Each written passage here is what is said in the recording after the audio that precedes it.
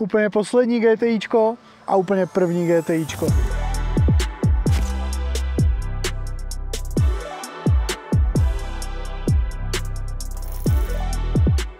Dneska se podíváme na srovnání tady těch dvou aut, kam se to auto posunulo za těch, kolik je to let, 50 let. A podíváme se na tu techniku, na elektroniku, pobavíme se o jízdních vlastnostech. Taky bych chtěl, abyste si každý udělali názor na to, jak vlastně, co je ten váš šálek šaje, protože tady ty auta jsou úplně brutálně analogové.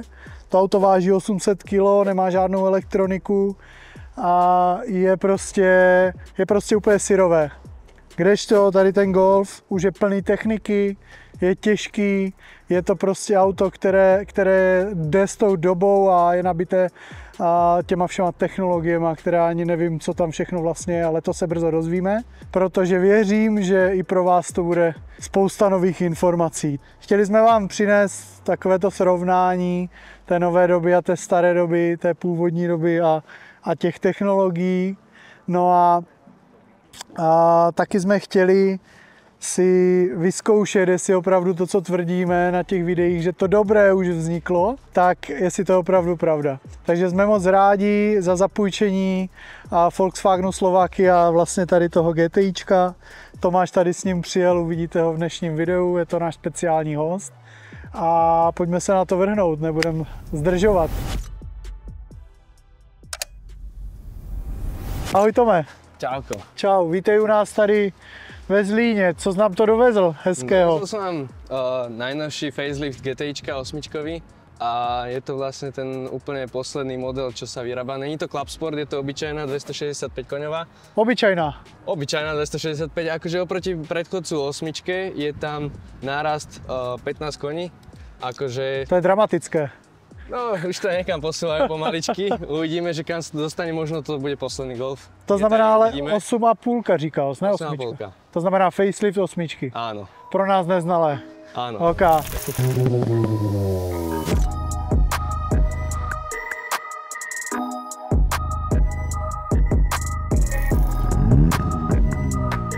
Club Sport znamená co? To je příplatek, kterým je to auto lehčí, nebo? Club Sport, ten má vlastne hardware z R-kového Golfu. Okay. Malo by tam byť 300 koní, je tam posunutá maximálna rýchlosť a je tam... Taky o nejakých 5 km nebo kolik? Tuším 265 tam je až posunuté. A medzi Club Sportom a GTIčkom obyčajným je ešte nejaký rozdiel podvozkovým. Okay. A je to taká keby špeciálnejšia príplatková verzia, ale tiež je to proste normálne, nie je to nejaké, že na obmedzený počet alebo takto, že dá sa to normálne... Normální, prostě běžná výrobní série. Tome, přesunuli jsme se do interiéru a tady se na nás vyhrnulo spousta tlačítek a velký displej a všechno jinak, než já jsem zvyklý. No veľa tlačítek už to nie je, lebo už tu máme všetko vlastne digitálne a takto. Ty vole, tady z toho sú takový... Toto bolo presne problém, že pri 8-čkovej generácii už spravili aj volant dotykový a to sa strašne akože zákazníkom nepáčilo, tak pri tomto spravili už normálne tlačítkový volant a podľa mňa to je úplne že super aj celkovo ako to rozloženie tých gombíkov. Možno trošičku sa mi viacej páči akože z Octavie, keď máš tam tie valčeky a tie ovládanie na hlasitosť. Jo, tady máš nejaké, jo? Je to super, akože to rozloženie tých gombíkov je to fakt super spravené. A už pri tomto modeli nemôžeme nájsť manuál, bohužiaľ. Že toto už je prvé GTIčko iba s DSGčkom, ale ani sa tomu nečudujem, lebo však už to asi väčšina ľudí kupovalo ako DSGčko a taká, že dailina. DSGčko znamená dvouspojka, kolika ti stupňová? 7 stupňov. 7 stupňov, ok. Toto auto je super ako daily, ale ako nejakú, že športové auto by som to nebral. Je to fakt, že také, že rýchlejšie daily, tak ako je proste braná Octavia RS. Nie je to pretekárske auto, je to proste daily cruisers. Keď sa tu spraví aj nejaký koncakt, tak má to aj peknejší zvuk, je to všetko OK, rozumiem. Jo. A asi ľudia za to budú hejtovať, ale podľa mňa GTIčko nie je športové auto. Je to proste hatchback, nádenné vozenie s dobrým priestorom. A to je tak všetko. Super zajímavý názor, protože já vlastně jako s tím nemám zkušenost, takže rád slyším od někoho, kdo se s tím svezl, jak to vlastně jako vnímá to auto. OK, jak se s tomu autu dostal? Tak jsi poměrně mladý kluk. Já pracujem... Kolik je ti roku? 21. Perfektní. Tak ja pracujem teraz ako novinár, teda píšem články pre redakciu Start-Stop. OK. A vlastne to je moje prvé testovacie auto, ako prvé testovacie GTIčko, takže teoreticky taký jeden z takých mojich dream cars ako prvé, takže som si to dosť užil, akože týždeň testovania. Tím pádem je to jako i auto, které by si třeba i sám koupil? Úprimne, aby som si kúpil o generáciu nižšie 7,5. Tá sa mi dizajnovo trošičku viacej páči, ale keď niekto rozmýšľa nad novým autom, čo hľadá, že potrebuje záruku a mať akéby nové auto a nemusí nič riešiť, tak toto je super, akože určite lepšie ako 8 za mňa. OK, no a jaká je třeba cenovka tady toho auta? Ty jsi říkal, že tam chybí nějaký příplatek toho Club Sportu. Co tam ještě může být? Kolik je základní cena, tušíš zhruba? V základe sme to pozerali, 40 790 je tam, ale to je úplne, že na základných kolesách bez DCCčka je... Jo, že to má takové kola jak ten Golf, jo? 17 sú. Akože vyzerá to tak trošičku smiešne. Určite, tuto sú momentálne 19-ky, buď príplatkové, plus je tam aj DCCčkový podvozok, čo je tu vlastne nastaviteľný, v individuále sa to dá nastaviť ešte mäkšie ako komfort a pri športe ešte viac ako šport sa tam dá. Ale podľa mňa ten DCC podvozok funguje super na tom aute, to by som si určite priplatil. Ještě než se pobavíme o těch jízdních vlastnostech toho auta, tak ta cena mě zajímá. 40 000 základ? 40 700, dajme tomu. OK. Kolik může být max? 56 000. 56, to znamená 16 000 příplatky. No, je tam... Tady vám to ukážeme v korunách. Strašne veľa je tam hlavne za tie kolesa. To je podľa mňa nezmyselná čiastka za tieto 19. Stejně poškrábeš, že? Jo, to vlastně říkal, že jsi nebyl ty. To už tak bolo. Jo, to udělal někdo jiný, jasně. Úprimne, 19 sú zbytečné na to auto. A už jazdný komfort aj na dennom vození, už je to dosť citeľné. Zajímá mě jedna věc, víš, co znamená to logo v překladu, respektive ten název Volkswagen? Ľudové vozidlo. Tak. Přijde ti lidové ty cenovky, o kterých se tady bavíme? Akože na dnešné ceny, pomery... Co na to říkáš? Aj Čína teoreticky a uvidíme, čo sa bude diať akože s tým trhom. Ako za mňa GTIčko za 50 000 je trošku už hrot. Keď si to porovnám, že 2 roky dozadu sa dal kúpiť konkurent i30 za 38 alebo za 35. Že jo? To bolo úplne podľa mňa styl to auto oproti tomu. Mně to taky tak přijde, trošku jakoby přepál. Víš, cenový, že prostě ta značka se posunula někam úplně jinam, než kde vlastně jako vzešla. Z čeho vzešla. Je to tak.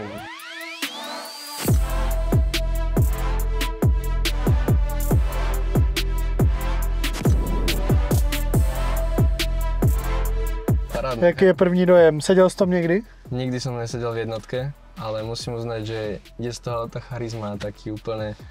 Už hneď, ak som si sadol, tak vidím proste, ja keby sedím reálne, že v strede nejakej bubliny a vidím, že všetko okolo seba. Je tu nádherný rozhľad okolo auta a je tu veľa priestoru, mám taký pocit oproti tomu.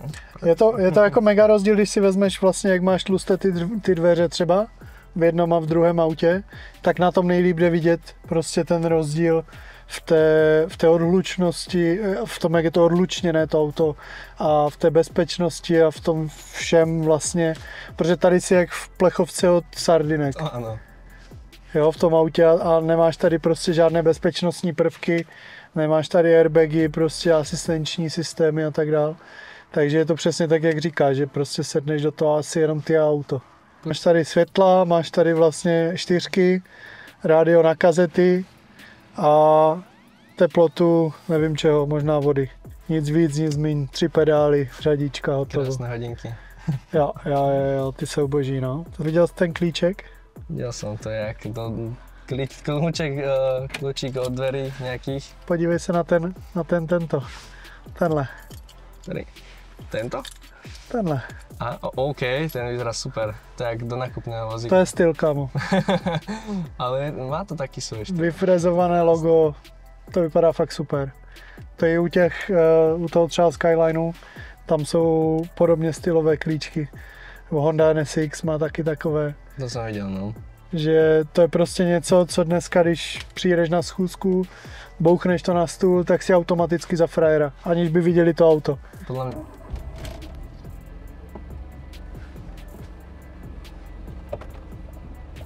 Bez posilovačů.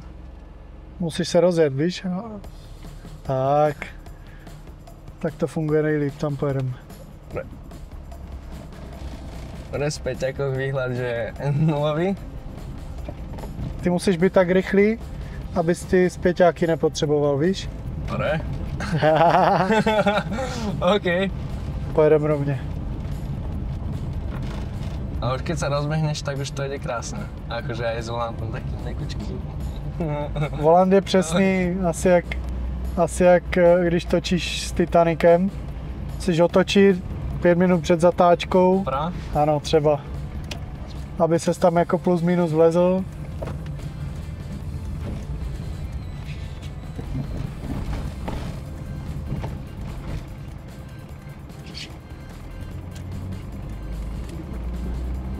Tady doprava pojedem.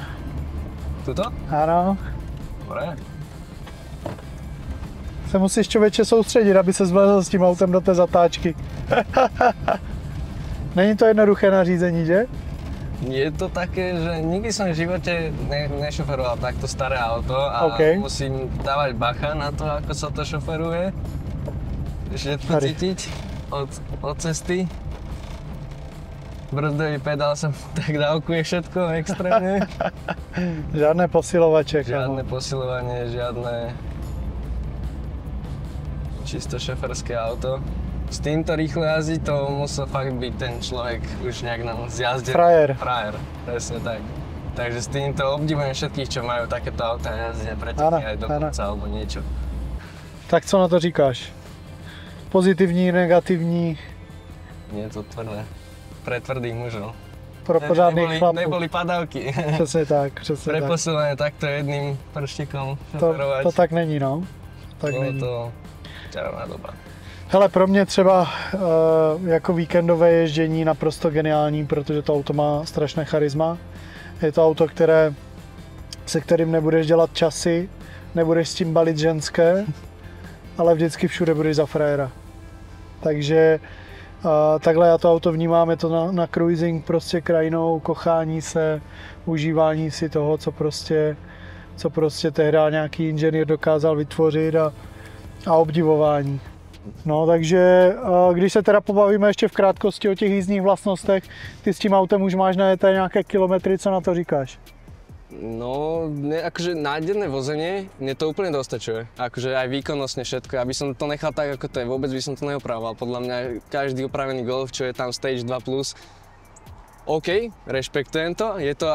Dá sa to použiť ako víkendové vozenie, že ma to baví a že mám k tomu ešte nejaké iné auto, ale úprimne nerobil by som tomu auto. A boli sme teraz s kamarátom tiež, on má GTIčko, boli sme čipovať a pán, čo to má nejaké skúsenosti s tým, hovoril, že nie je to práve najlepšie tieto auto na čipovanie, že treba sa špecifikovať pre fakt dobré firmy, lebo je tam už nejaký log na prevodovku a veci a zamklá jednotka. Je to milión vecí už, ako sa to emisní srandy, jasně, jo. Tak, no. OK, pojďme se tady přesunout společně k tomu našemu červenému, nebo našemu už vlastně ne, to jsem vám zapomněl říct, my jsme to auto prodali vlastně ještě ten týden, kdy jsme ho dovezli. Tak jeden z našich klientů vlastně o něj projevil okamžitě zájem a hned ho koupil. Ta MK1 vlastně se jednoduše pozná podle těch kovových nárazníků, protože facelift, který přišel tuším v roce 1780, tak měl už takové neúplně hezké plastové nárazníky, veliké. Takže tak se to jednoduše pozná. No a když se teď podíváte, když sledujete to video na třeba mobile nebo Autoscout a podíváte se do roku 1979 a dáte si filtr třeba na 100 a víc koní, podíváte se na sériové GTIčka jedničkové, tak bych řekl, že nenajdete ani jedno auto. Možná jedno, možná dvě, maximálně tři. Většina z nich bude vyrámovaných na okruhy nebo na slalomy, na závody do vrchu. Budou na kolech, na podvozcích, rozhodně ne sériové a rozhodně ne hezké auta. Takže když člověk dneska najde vlastně jako hezké GTIčko, tak má úplně extrémně brutální cenu. Z tvého pohledu, jak bys ho ohodnotil finančně? Finančne? Podľa mňa to je budúci Youngtimer a klasika celková už úplne, ktoré auto reálne zachránilo Volkswagen, si zober. Že z Beetlu sa postavilo takýto hot hatch a vytvorilo to vlastne novú sekciu aj aut, aj všetkého. Presne. A spravilo toto smerovanie tej automobilky. Toto podľa mňa bude možno jedno z tých fakt, že veľmi drahých aut niekedy. Tak a dneska, když se na to auto podíváš, tak jakou částkou bys toho hodnotil? Ja by som tomu dal 20 000 asi. 20 000 euro z jedničky, takhle bys to prostě. A ptal jsem se tě na tu cenu schválně z jednoho prostého důvodu. Ani já jsem vlastně, ani jeden z nás jsme nezažili ty auta na cestě, že běžně jezdili, že prostě se tady mezi náma pohybovali. My jsme zažili ty auta až teď, nebo zažíváme až teď, kdy už mají nějakou investiční hodnotu a jsou to opravdu jako sběratelské kousky. Ale když dneska dáš informaci tohoto typu ven, že vlastně to auto by zohodnotil na 20 000 euro, tak lidi, kteří dneska mají třeba 50-60 let a ty auta si pamatují na cestě, kdy je všichni zahazovali do kopřiv a dávali je za odvoz, nechávali je zešrotovat, tak si trhají vlasy, jsou z toho úplně jako diví, že vlastně to může mít takovou hodnotu. Ba naopak, to má ještě jednonásobnou hodnotu. Dneska ty auta dosahují hodnoty 40-50 000 euro, tržní hodnoty. Tyhle krásné jedničkové GTIčka. A to je něco, co před 15 lety bylo naprosto nevídané. Takže proto mě zajímal tvůj odhad jako mladého člověka, který prostě to auto vidí úplně z jiného úhlu pohledu, než normálně lidi vidí. Tome, svezl ses naší červenou jedničkovou GTIčkovou raketou, co na to říkáš? Je to super pocit podľa mňa, úplne charizma, všetko to šoferovanie je také surové. Akože možno v tej dobe boli ľudia na to zvyknutí trošku inak ako teraz, že to je všetko preposilované, ale určite toto auto je také, že fakt, že sa ideš previesť a toto je také, že ideš do roboty a máš športové ladený hatchback s lepším motorom, dajme tomu. A je to o výkone 265 koní, 2 liter, štvorválec a jedno turbo. Jedno turbo, OK. Váha 1500 a kruťák nejakých 380 Nm. GTIčko má vždycky předek, že? Predok. A R-ko má... Štvorková, okay. Ale preferovaný predok. Tady máme starou dobrou známou 1.6, je tam 110 koní, je tam všechen krouťák, je to nějakých 800 kg, manuální 4 kvalt, tohle už je 5 kvalt. Tam máme 7, říkal, že? 7. DSGčko, dvouspojka. Áno. Okay. Dobře, já ti moc děkuju, že jsi tady za náma s tím autem přijel, protože věřím, že nejenom nás dva, ale i ostatní bude mega zajímat to srovnání té jedničky úplně prvního GTIčka a vlastně toho úplně posledního auta. Dostal jsem od Toma nabídku, že bych se s tím autem mohl svést a tu jsem s úsměvem odmítl, protože mě to vůbec nezajímá, jak to jezdí. Ale věřím, že mnohé z vás ano a že to auto budou využívat houfně, budete využívat houfně jako civil, jako auto, které prostě vás odveze trošku sportovněji z bodu A do bodu B. Ale tak jak to auto znám, nebo ty nové auta znám, tak si to asi moc neužijete, pokud jste aspoň trochu šoféři. Nedá se nic dělat, i tak děkujeme Volkswagenu, i tak děkujeme tobě, že jsi tady za náma s tím přijel. A doufám, že až příště budeš mít něco zajímavějšího, že to dovezeš taky znova. Jasné, určitě. Díky moc. Ďakujem aj ja. A díky moc za pozornost, dejte nám lajky, odběry a komentáře a na všech sítích a tak dál. Mějte se fanfárově, ahoj. Čauko.